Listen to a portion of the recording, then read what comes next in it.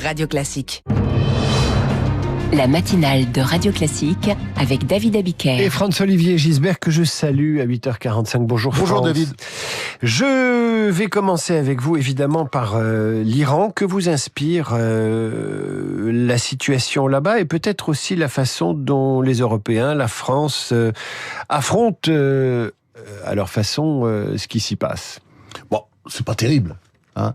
C'est même atroce. Je veux dire, quand on voit, par exemple, quand on entend les responsables, notamment de l'extrême gauche, je pense à LFI, je pense aux escrologistes et aux autres, mais on voit bien qu'ils sont tous plus ou moins complices. Je dirais, ils trouvent ça normal.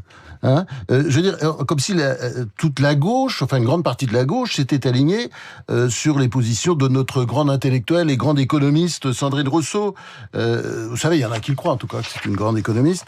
Sandrine Rousseau qui disait à propos du malheur paysan, avec la compassion et le bonheur de la formule qu'on lui connaît, qu'elle n'en avait rien à péter.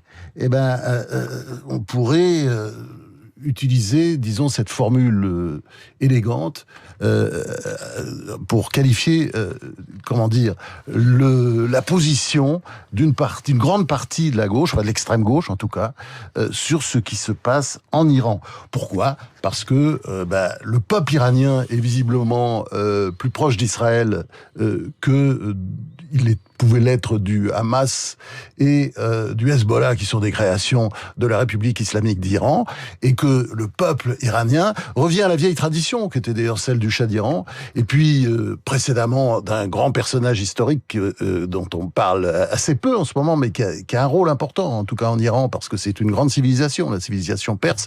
C'est évidemment Cyrus le Grand, qui, comme vous le savez, a autorisé les Juifs à retourner, qui avaient été déportés, à retourner en Israël pour reconstruire le temple de Jérusalem. Les Juifs qui sont encore présents en Iran, dans une toute petite communauté. Oui, et c'est pas terrible quand même. C'est pas terrible, mais ils n'y sont pas persécutés pour leurs croyances. Oui, parce que les chiites là-dessus sont toujours, disons, contrairement à ce qu'on peut penser, sont toujours un peu plus tolérants. Alors, est-ce que vous pensez qu'on va finir par intervenir, nous les Français, nous les Européens, sachant qu'il faut quand même être prudent, on peut pas être outrancier ou offensif vis-à-vis de l'Iran quand on a encore des otages qui doivent y être libérés. Bien sûr, et puis de toute façon, dans l'affaire, c'est pas la France qui va jouer quelque rôle que ce soit. Ce sera évidemment une affaire américaine et israélienne vraisemblablement s'ils interviennent. Pourquoi ces citations de Trump ? C'est vrai que quand les Américains interviennent, tout le monde leur reproche de bafouer le droit international, ce que fera sûrement d'ailleurs notre sinistre ministre des Affaires étrangères, Jean-Noël Barrot, je crois que c'est ça son nom. Et quand les États-Unis n'interviennent pas, on leur reproche de laisser bafouer les droits de l'homme. Donc c'est vrai qu'en ce moment on peut dire que Donald Trump laisse faire. Hein, c'est ça quand même l'histoire.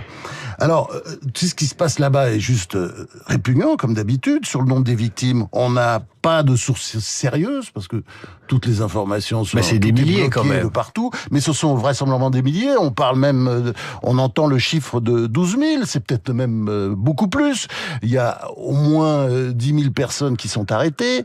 Enfin, bref, il n'y a pas d'informations vérifiées, ce qui est d'ailleurs ce qui donne une excuse à une grande partie de la gauche française, de dire que elle attend les confirmations, bien entendu.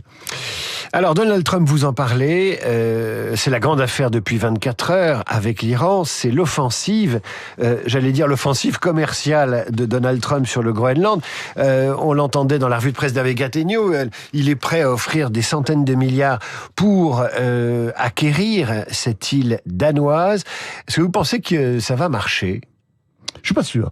D'abord, c'est pas parce que le Danemark ne veut rien céder, mais il y a un petit phénomène comme l'Europe serre les rangs. Hein, il y a même une guerre de communiqué entre Paris et Berlin. C'est l'Allemagne qui a gagné hier. Vous vous souvenez ? Vous avez entendu ? En annonçant 20 minutes avant la France qu'elle participerait, l'Allemagne, à une mission militaire européenne au Groenland. Bon, je pense que l'histoire n'est évidemment pas finie. Parce que ça fait longtemps qu'elle dure. Faut toujours le rappeler, ça fait longtemps que les États-Unis veulent récupérer le Groenland. Hein. Ils ont souvent essayé, ça a commencé en 1867, et plus récemment encore en 1946. Mais pour ça, il faut de l'argent. Bon, l'Amérique en a, c'est clair. Et du temps. Et Trump, là, il en a pas. son mandat se termine dans 3 ans, et peut-être même d'ailleurs en novembre prochain, s'il perd les élections de mi-terme, c'est-à-dire de mi-mandat, bon, il sera quand même ce qu'on appelle aux États-Unis un président canard boiteux. Une question à à Franz-Olivier Gisbert. Qu'est-ce qui est le plus payant aujourd'hui quand on a des Xi et des Poutine qui sont terrés et qui attendent et qui donnent du temps au temps, qui se taisent, dont l'activisme est certain, mais qui ne bougent pas sur tous les fronts. Et qu'est-ce qui est le plus payant par rapport à un Trump qui a ouvert quand même plusieurs dossiers à la fois? La guerre commerciale, le Venezuela, l'Iran, c'est la le grande différence Groenland. entre les démocraties et les dictatures. C'est la force des dictatures. Les démocraties, il y a toujours des élections qui arrivent, et les dirigeants, ils ont peur. Ils ont peur du peuple, ce qui n'est pas le cas des dictateurs, qui ont rarement peur, sauf peut-être à la fin, quand leurs palais sont assiégés. Et alors, cette affaire est intéressante parce que, quand je dis qu'il n'a pas le temps, Donald Trump, je pense que l'affaire serait jouable. Mais peut-être à ce moment-là, faudrait-il attendre que le Groenland acquiert son indépendance. Pour l'instant, c'est juste un territoire autonome. Donc, il a quand même encore quelques liens avec le Danemark. Mais imaginez qu'il devienne complètement indépendant. Bon, à ce moment-là, c'est vrai que les États-Unis, mais ça peut pas être Trump, ce sera beaucoup plus tard.